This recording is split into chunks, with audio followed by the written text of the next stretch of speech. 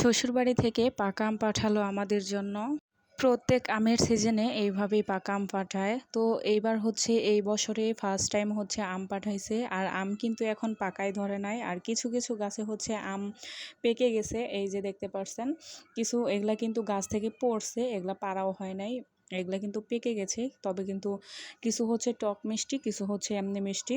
Hello everyone, সবাই কেমন আছেন? আশা করছি সবাই ভালো আছেন। তো আল্লাহর রহমতে আমিও ভালো আছি। চলে আসলাম নতুন একটি ভিডিও নিয়ে।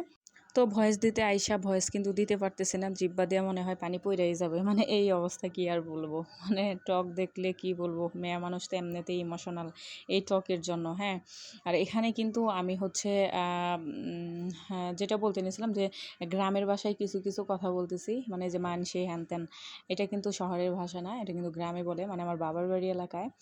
যাই হোক, এই যে দেখেন কত সুন্দর করে আমগুলা সিলে এনেছি। আর আজকে হচ্ছে আমাদের এখানে মেলা হচ্ছে, তার কারণে হচ্ছে ঘরের ভিতরে ভয়েস দিতে পারতেছি না, বাইরে এসে নিয়ে ভয়েস দিতেছি। মানে ননদ আসছে, ননদের সামনে বুঝতেই পারছেন ভয়েস দিতে পারবো না, মানে শরম লাগে।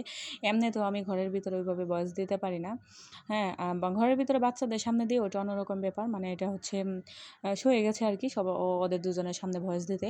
এখন হচ্ছে ওদের সামনে ভয়েস দিতে পারতেছি না, তার জন্য বাইরে বসে বসে অন্ধকারের মধ্যে মানে মশাই খাইতেছে একদিক দিয়ে, আরেক দিয়ে হচ্ছে আর কি ভয়েস দিতেছি। আর এই যে পাকা আমগুলা কিন্তু এই যে কাসুন্দি দিয়ে মাখাইলে না এত মজা লাগে। এই যে দেখেন আমি হচ্ছে এগুলা কিন্তু কাসুন্দি দিয়ে মাখাইতেছি। এগুলা দিয়ে হচ্ছে আমার শাশুড়ি খাওয়াইছে আমারে, মানে এটা আমি আর কি শিখছি। আগে কিন্তু আমরা এইভাবে খাইতাম না, পাকা আম যেগুলা ওইভাবেই খাইছি। এদিকে দেখেন আমার মেয়ে হচ্ছে এগুলা মাখাইতেও দিতেছে না, ও হচ্ছে খাওয়া শুরু করে দিতেছে। আর একটা পইরা গেছে, ওইটা আবার পোলাপান মানুষ বোঝে নাই, তুলা ফালাই দিছে। যাই হোক, এটা নিয়ে আবার কেউ ভাইবে না যে একটা পইরা গেছে ওইটা না ধুয়ে আবার দিছে, মানে বাচ্চা পোলাপান ও ঠাস করে তুলে দিছে আর কি। এটা করার কিছু নেই, যেহেতু দিয়া ফেলাইছে। তো আমগুলা দেখে আমি জানি সবার জিভে হচ্ছে পানি চলে আসবে, যে পাকা আম, অনেকের গাছে আম পাকেও নাই, এগুলা আম নামছে যেগুলা হচ্ছে, এগুলা খুব একটা ভালো না। আর ভিডিও করার সময় মানে লাইটটা চলে গেল ফোনের, আমি জানি না, মানে 2 ঘন্টা মানে 2 মিনিট হলে পরে আমার লাইটে হচ্ছে দেখা যায় না, এটা কেন হয়েছে। পরে আমি রিং লাইট জ্বালাই, রিং লাইটের সামনে আর কি যে ভিডিও করলাম।